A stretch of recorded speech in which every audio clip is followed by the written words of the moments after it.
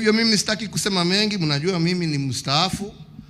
Lakini kusema mstaafu sio kusema uniingize kidole kwa macho, mimi pia nitakuingiza.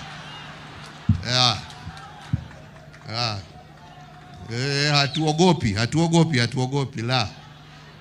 Tuheshimiane. Sina namna hiyo. Cyrus aliheshimu wote.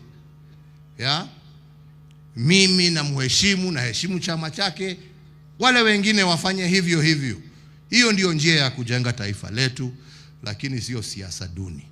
Kwa hayo machache na mengi, nasema kwa familia, tukiwa pamoja na rafiki yangu hapa Gideon, tunajua pia sisi vile tutasaidiana. We will not forget you. We've been actually talking about it. Na tutajua hata sisi ni wapi ambapo tutaweza kusaidia na kuhakikisha ya kwamba tunasimama pamoja nanyi. Kwa ndugu